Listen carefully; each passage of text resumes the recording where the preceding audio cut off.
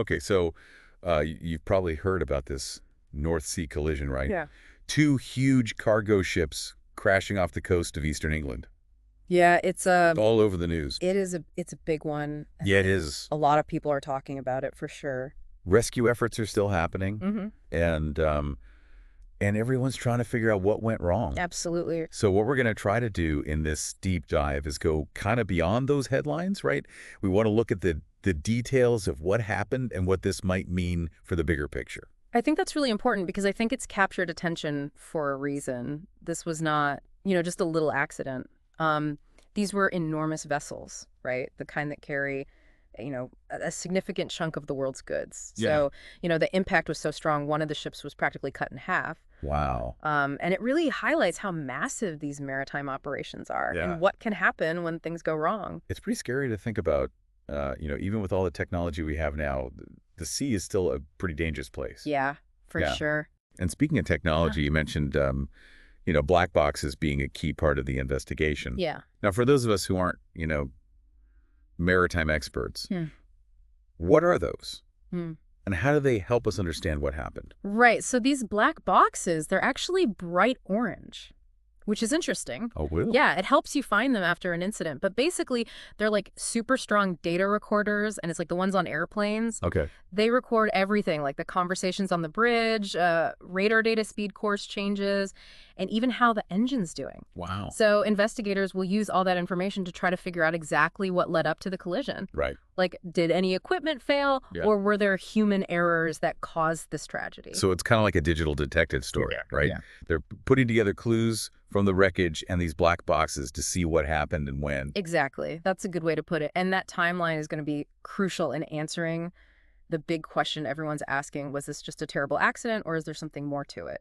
Yeah. And that's where things get really interesting, right? Like the location of this collision, the North Sea, that's significant, right? I mean, it's one of the busiest shipping lanes in the world.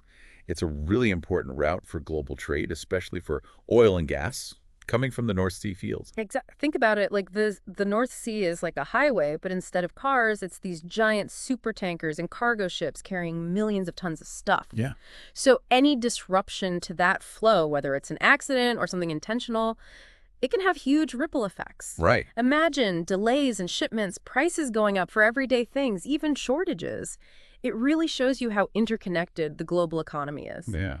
And how vulnerable it can be. So the impact goes way beyond just the immediate human cost, which is, of course, already a tragedy. Absolutely. This could seriously affect international trade and economies around the world. Yeah, and these implications are already being felt in the geopolitical world. Governments around the world are watching this very closely, and their reactions could have long-lasting consequences. For example, the UK and the EU being so close to this incident are probably going to strengthen their maritime security Sure. and tighten up the rules for ships in those waters. Makes sense. What about countries further away, like the United States? How are they reacting? Well, the US, they want to keep global trade going and keep things stable. Sure. They're also watching for any potential security threats, especially with all the tension in that region already. Things like what Russia's been doing in Ukraine, NATO expanding, and the competition for resources and influence in the Arctic, all these factors were already making things a bit uneasy. And now this collision just adds another layer of complexity. Yeah, it feels like this incident has suddenly highlighted a whole network of interconnected issues, from the practical side of maritime safety to the wider geopolitical game. Yeah. It raises a lot of questions, and I'm sure our listeners are wondering what the answers might be. Was this just a tragic accident, or could this be a sign of something more deliberate, potential escalation of existing tensions? Yeah, that's the big question. And to really figure it out, we need to look beyond what's happening right now and consider the wider context. Right. It's not just about what happened, but why it happened. Exactly. And that's what we're going to do in this deep dive. We're going to look at the different possibilities and try to understand the full scope of this incident. Absolutely. And it's going to be important to consider all the angles because the implications of this event could be far-reaching. It's a lot to think about, for sure. Yep. And while investigators are trying to figure out what caused this collision, there's other things to consider, too. Like, what about the environment? I know the sources mentioned worries about oil spills and harm to marine life in the North Sea. Right, that's a huge point, and it brings up a whole other set of issues. The North Sea isn't just a shipping lane, it's a delicate ecosystem full of all sorts of marine life. Yeah. Everything from fish that are important for commercial fishing to protected species like harbor porpoises and gray seals. Right. A big oil spill could be devastating for these populations.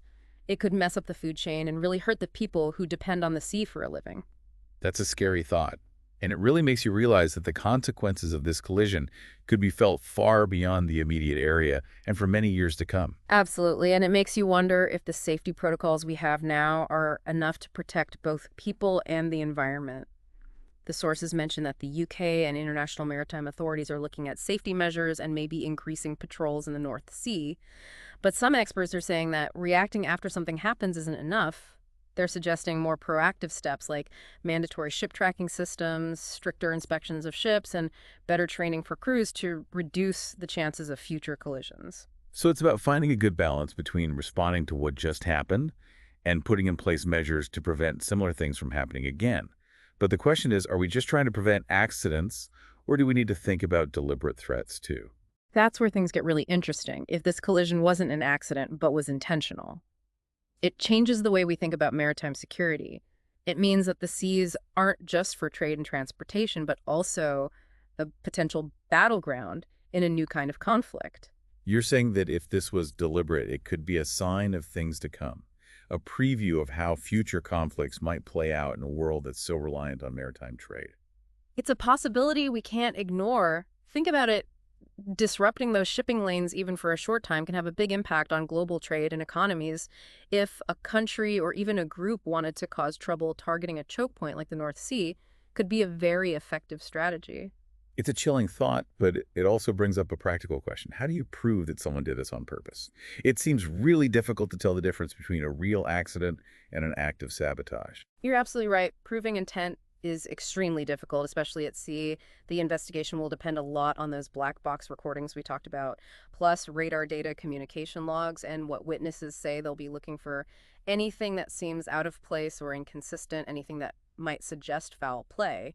But even if they find strong evidence figuring out who was responsible and why they did it, it could be incredibly tough, potentially causing long diplomatic disputes and increased tension between countries. So even if the investigation shows this wasn't an accident, finding the truth and getting any kind of resolution could be a long and difficult process. It seems like this incident has opened up a whole can of worms about maritime security, international relations, and just how vulnerable our interconnected world really is. It has, and the answers to those questions are going to have a major impact on how we approach maritime safety, global trade, and international cooperation in the coming years. This isn't just a regional issue, it could change the entire global landscape. Wow, it really is a lot to take in. Yeah. We started with this collision, and now we're talking about global trade, the environment, and international relations, all kind of hanging in the balance. Yeah, it really is. It feels like we're at a turning point waiting to see what happens next. And the path we take depends a lot on what the investigation finds. If this was truly a tragic accident, then the focus will probably shift to how to prevent this from happening again. Yeah. Tightening up safety protocols, making sure we learn from this awful event. It would be a wake-up call, right? Yeah. Even with all the technology and regulations we have, human error and unexpected things can still cause huge problems. Exactly. So maybe there would be more investment in maritime safety, better training for crews, maybe even new technologies to prevent collisions. Right. But on the other hand, if the investigation shows this was deliberate, an act of sabotage, then the response is going to have to be a lot more complicated. It would mean that the international community has to face this idea of a new kind of conflict, one that targets global trade and messes with that delicate balance of power. The implications are huge. It would mean we'd have to reevaluate security measures, strengthen international cooperation, and maybe even rethink how we deal with conflict in a globalized world. Absolutely. It would mean moving away from just reacting to things after they happen and towards a more proactive approach, anticipating threats, deterring aggression, and building resilience against potential disruptions. And how would we do that?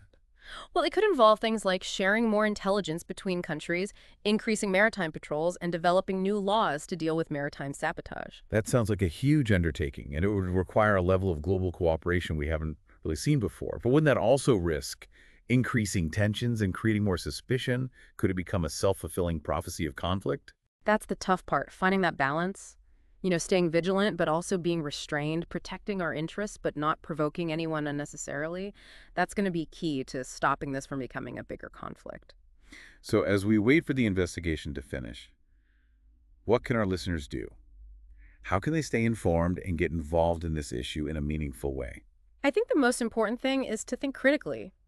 Don't just believe the headlines, dig a little deeper, look at different perspectives, and be careful about information that just confirms what you already believe or tries to push a certain agenda. It's a good reminder that we all have a responsibility to be informed and to make sure that the response to this incident, no matter the cause, is well thought out and contributes to a safer world.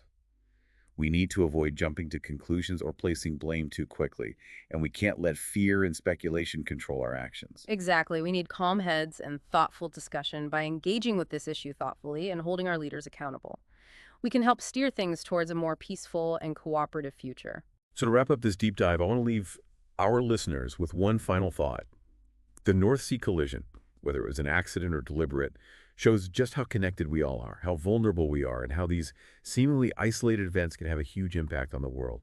It's a call to action, a reminder to engage with the complexities of our world, to seek understanding and not division, and to work together towards a future where tragedies like this don't just get prevented, but become unthinkable. Thanks for joining us on this deep dive, and until next time, stay curious, stay informed, and stay engaged.